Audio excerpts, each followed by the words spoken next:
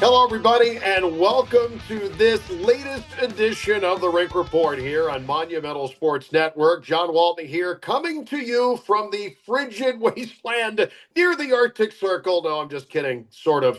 Edmonton, where we are, as the Capitals getting ready to take on the Oilers. Tarik El-Bashir in a place that, although cold, is still not as bad as what it is here, I suppose. Tarik, great to see you, a long way from home here. And the Capitals starting the longest road trip of the season here after what has been a terrific stretch of hockey going back to the holidays. And in 2025, they have yet to lose a game in regulation. They try to keep that going against the Oilers here in Edmonton. Yeah, they've been really good. I mean, with the exception of 5-on-5 scoring, which is a key metric to measuring how your team is doing, that's been kind of middle of the pack since New Year's Eve. But the 7-0-3 mark has been really eye-opening to me because the hallmark of a really good team is when you aren't getting that 5-on-5 scoring and you still are finding a way to not just pull points, but rocket to the top of the NHL standings. The power play has been really good. The penalty kill is one of the best in the league, and they're getting all that secondary scoring from guys like Aliaksei Protas and Jacob Chikrin, and it's just working for them right now. John, I went back and I looked up the last time the Capitals were in first place by themselves in the NHL standings this late in the season was the year that we don't want to talk about, but it was that COVID year way back in 2020. The 2020 year, and even going back to, it's not something that they're totally immune to either, because going back to 2016, Is that a President's pun? Trophy Immune? winners. Come on. Yeah, I know. I tried to play it. See, that's what we do. I'm trying to play off of you here. There have been times where they have certainly been in this position, but this is a bit unusual in the fact Yeah. that I think all of us, and even the coaching staff, and maybe even the front office, would have said, yeah, this is a better team. We feel like this is a playoff team. This is a team that we think can compete with anybody. We're structured on defense. We've got guys we believe in that will give us more offensively, talking about the young guys. And Pierre-Luc Dubois, we believe in him too. And all of those things have come to pass. So now that we are here in Edmonton and on the longest road trip of the year, the Capitals find themselves at the beginning of the week up 9 points on second place New Jersey with 2 games in hand. And Up Jersey 10. stinks right now. Yeah, and New Jersey's no good. They've won 2 of their last 10. Yeah. Carolina's 10 points back, games even. The Toronto Maple Leafs right now, the Atlantic Division leaders, they're 7 off the pace, and the Caps have played 1 fewer game than them. And even the Winnipeg Jets, who have been on top all season long, the Capitals are 2 points ahead of them and still with a game in hand on Winnipeg. So as you add it up across the board, they've lapped the Eastern Conference, which is good, I think, when you look at where they are, T. I mean, it's a long way from home. We got Edmonton. We're going to Seattle from here. We're going to Vancouver. We're going to Calgary. We're going to Ottawa. Long trip. And then Winnipeg when you come home first game. Wow. Right. And that's a really tough way. The first game back against arguably the best team, certainly the best team in the West. And right there with the Capitals is the top team in the league. And our buddy Scott Arneal doing a fantastic job. Great job of coaching those guys. So add it all up. You need a little standings equity because, look, you're not going to win 5 games out here. I don't care who you are. That's not a sustainable thing when you're this far from home. You're playing good teams. You're not in your bed for 12 straight nights. You're going to drop something here or there potentially, but they've not the equity now to be able to say, right. hey, listen, it's fine. We're coming home to see that Winnipeg game. This team's still going to be in first place. Yeah, you're right. And historically, that Western Canada trip has tripped up some pretty good Capitals teams. The travel's not easy, time zones, it matters. But if you look at how this Capitals team is playing right now, and you look at who they are playing, I mean, the toughest challenge is going to be the Oilers right off the bat. And then you got Seattle; they're not very good this year. They're way down bottom third. Vancouver is middling. They're okay. If you aren't on point, they can beat you. Ditto for Calgary, Ottawa. We just saw. They're also kind of middle of the pack. But this is a trip where I think, given the way the Capitals are playing, given their depth. I think they have a pretty good chance of coming home with 8 or more points, and that would really give them kind of not an insurmountable lead. There's so much time left in the season, but the kind of lead where if you're the Devils or you're Carolina, you're looking up going, oh my God, how are we going to catch those guys? 86 days to go in the regular season, and the Capitals Who's riding counting? high in the Eastern Conference and You are. overall in the NHL. Good news for Logan Thompson this week. Your number one star of the week in the NHL, going 3-0 on the week, a save percentage that was through the roof, and by all rights could have had 3 straight shutouts. He nearly did after going back-to-back and taking a third against Pittsburgh into the third period. Logan Thompson, I would imagine, is going to get the bulk of the starts as Charlie Lindgren works himself back into action. But Right. T, I don't know, when you've got a guy who's riding as hot a hand right now as Logan Thompson is, I think the day of the goalie rotation is over. I think you got to go with LT a little bit here. Yeah, it feels like that's the direction things are trending, and through no fault of anybody other than Charlie getting hurt. I think you, like you said, you got to ride the hot hand, and Logan Thompson is the best goalie in the league in my books right now. So we're won 4 starts in a row. If you go back 4 games, I mean, he has allowed, I believe, 2 total goals in those 4 games with, like you said, those 2 shutouts. But if you look at his advanced analytics, they really jump off the page. His inner slot save percentage, I mean, he's 6'4" or 207 pounds. He's a big man, but I mean, he is almost unbeatable right now from the house area. His goals saved above expected is also off the charts. That's a metric that talks about, pucks that come from, in tight, those go in a lot, and he's stopping those. He is really, in a contract year, setting himself up for a nice paycheck. But getting back to the point we made at the top of this show, John, I mean, the 5-on-5 scoring has just been, it's been okay. It's been uneven. It's been hit or miss since New Year's, and probably a little bit further back if you want to look back another 5 or 6 games or so.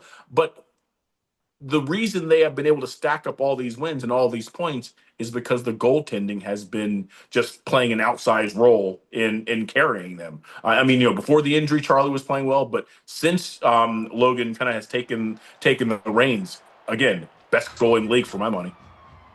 Logan Thompson is a Western Canadian guy, and he talked with assembled media here in Edmonton about coming home and about being the number one star of the week.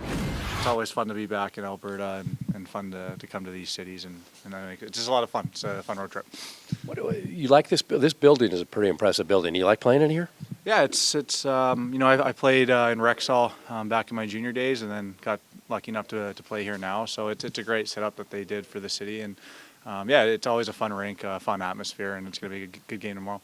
Good place for you to get some good news too. Your reaction on being number one star of the week? Yeah, Carbs told me before practice. It's always exciting, and I guess good to get those. But it's again credit to the guys. I think we've been playing great hockey as of late, and made my life pretty easy.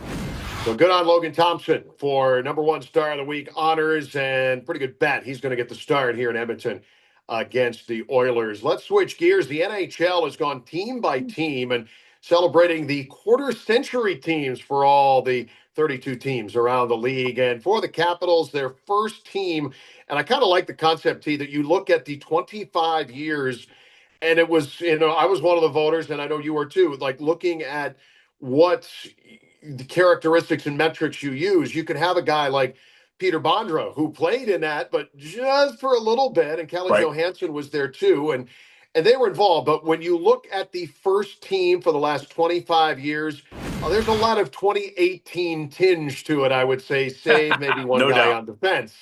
Yeah, I mean, no doubt, and I think deservedly so, right? I mean, that was maybe not the best team in Capitals franchise history, but it did the thing, right? So they were rightly rewarded. So that's Alex Ovechkin, Nicholas Backstrom, TJ Oshie, Mike Green, John Carlson, and in net Braden Holtby. I mean, Ovi, duh. I mean, 21 goals from breaking a record no one ever thought was going to be broken. Backstrom, again, duh. He set up the guy who's about to break the big record for 279 of those goals, more than any other player. Oshie, when I was doing my voting and doing my due diligence, what really jumped out to me?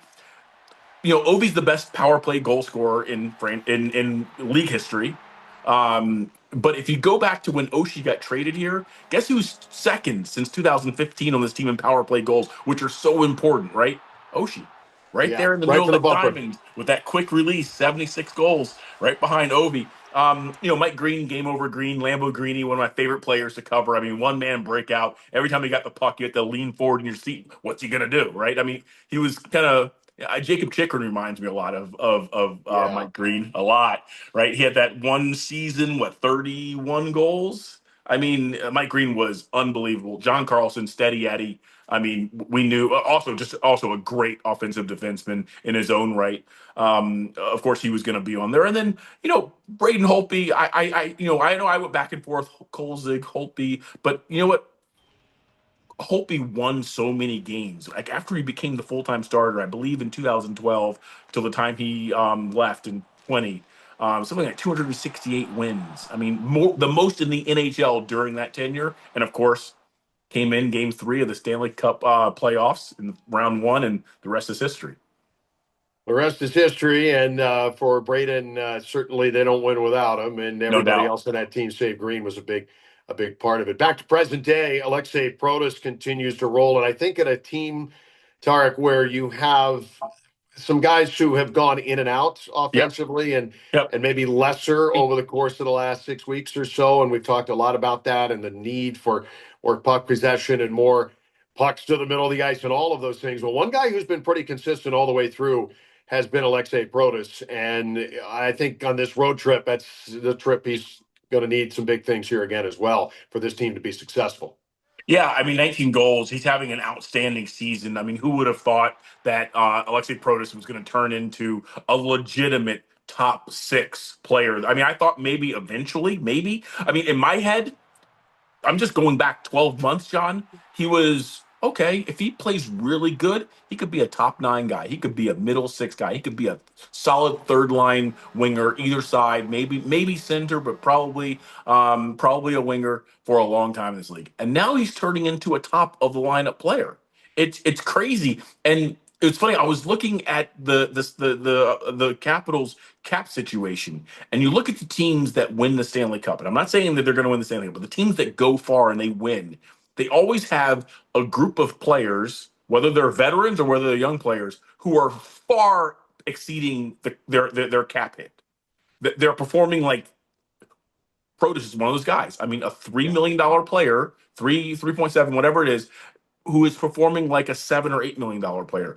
Connor McMichael, he's been a little cold lately, but he's another guy, in the $2 to $3 million range who's performing like a $6 or $7 million player. So those teams, because it's a hard cap world and you can't just sign everybody like they used to, if you're going to win a championship or at least just go deep, you have to have a group of players who are playing far and above what their cap it is, and the Capitals have that in spades right now. The lowest paid player on the team, John, I know I've talked to you about this before, Logan Thompson. He doesn't even make the league minimum. He signed his contract before the current raise went into play. He makes like $766,000. I mean, I know it's going to be like $5 million next year. Whatever, it's not my money, but still, I mean, that's another guy. Arguably, your best player on the team right now is the lowest paid player on the team. In a hard cap world, those are the type of things that help a team get over the hump and beat teams that don't have that kind of depth. Aliaksei is going to have a little bit of extra fan support here in Edmonton. His billet family That's coming right. in from Prince Albert. They will be here for this one as the Caps take on the Oilers. And in the Capitals dressing room, I caught up with Aliaksei to talk about all of that. Well, Aliaksei, thanks for joining us here. I really haven't had a chance to do this yet. You guys on a long road trip, a lot of team bonding, a lot of together time here. How excited are you for this next 5-game stretch? Yeah, it's awesome. I think the road games helps us kind of to get tighter a little bit, spend the time together away from home. Sure miss families, but you want to get together because it's basically our second family, so it's nice to be together. It's going to be a fun stretch, playing good teams, and we are ready and excited about it. On the subject of family and hockey family, your billet family's here from Prince Albert. How excited are you to have some extended hockey family watching this one here in Edmonton?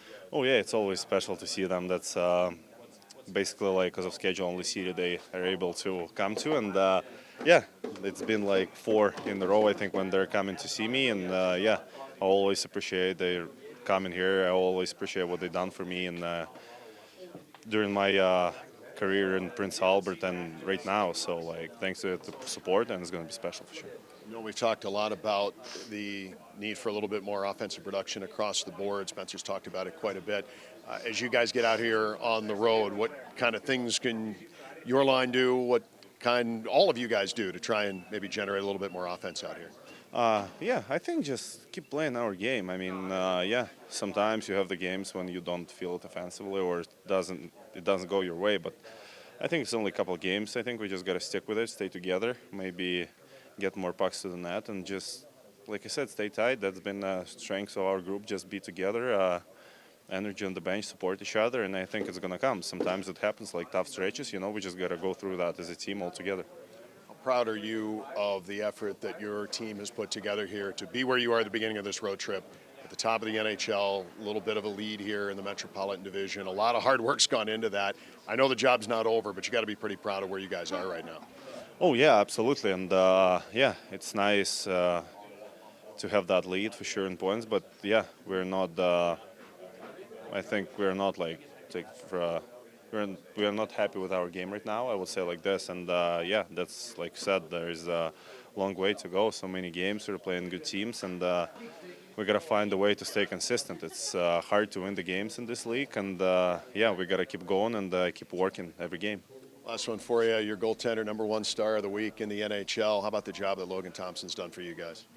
Yeah, he's been phenomenal for us so far. He's playing great. We know he got our backs, and just always we got his back too. You know, we support him. We try to play for him too, and he's been tremendous for us. He's playing great, and wish him to keep it going.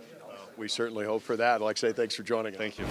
Good stuff from Aliaksei Protas and Alex Ovechkin continuing his pursuit of Wayne Gretzky here north of the border. And against the Oilers, the team that, you know, maybe 99 had a few goals for. So it's going to be a fun way to kick it off. Everywhere we go in Canada, that's all anybody wants to talk about. Really, any city we go to at this point, there's going to be somebody that asks about it. But the record that he has set here in the last week since we had the show last was scoring against his 179th goalie in Ottawa last Outrageous. week. That's a small town. I mean, that's more goals. That's more goalies than anybody else on this team has goals, essentially. So that's madness. It is. I mean, it's funny. There are so many kind of secondary and ancillary records, and you know, he sets them all the time, and they come across your Twitter feed, and you go, oh, "Okay, that's pretty cool." But that one like smacked me in the face because I was just like, "Wait a minute." In NHL history, he has scored on more goalies than anyone else. That is not only being a prolific goal scorer, that just speaks to how long you've been in the NHL. I mean, it takes 2 decades. You look at the guys who were around him in that category; they all played like 20 years. So that just really speaks to his consistency and longevity. I kind of felt bad for some of the guys at the top of the list, like Marc-Andre Fleury and Henrik Lundqvist. No, actually, I didn't feel bad for those guys, but it was kind of funny seeing their names. A lot of Atlanta Thrashers on there, Kari Lehtinen and Andrei Pavlik. There were a lot of guys on there that were. That's kind of, you know, brought me way back and made me think, oh yeah, I remember Kari Lehtinen, because whenever he'd make a good save on Ovi, he'd also kind of have that really cocky kind of like glove, and he would kind of flick it out, you know, after the stoppage. Yes. He was a good player. He was a good player. Pascal Leclerc was the first guy on that list. I guess he's the mayor of Ovi Goalieville because he was the guy that started it all the way back in 2005. And yeah, that's a lot of goalies. And you're right. I mean, you look at all of Ovi's teammates. They don't have that many goals. I mean, no single player has that many goals. I think if I remember correctly, Tom Wilson's like at 165 and like John Carlson's like 155. And Ovi has scored on more goalies than they have goals. And those are all-star players. I mean, that's insane. Yeah, that really is insane. And that we'll see if he doesn't tack on a few more here on this road trip. He certainly loves playing in Canada. Yeah, he does like playing here, and he's got a whole lot of Canadian opportunity between now and a week from Thursday. It's the Capitals and the Oilers. If you'll pardon me, T, I'm going to head back outside and try and stay warm here because that's very, very difficult to do in these parts. So let's hope that we get to a warmer place here in our next destination. What do you think? Are you sponsored by Nike? I am tonight, apparently. I am too, apparently. So. Yeah, there we go. There we go. We'll see if we can work a sponsorship deal. Hey, man, stay That is, warm. Stay warm. Yeah, we'll do the best we can. Enjoy Caps Oilers on Monumental with Joe B and Alan May. Our best and heartfelt wishes to Craig Laughlin, of course, as he starts to prepare to go in for surgery on February 4th. We hope to have him back before the end of the season as well. And as always, thanks for tuning in to this edition of the Rink Report.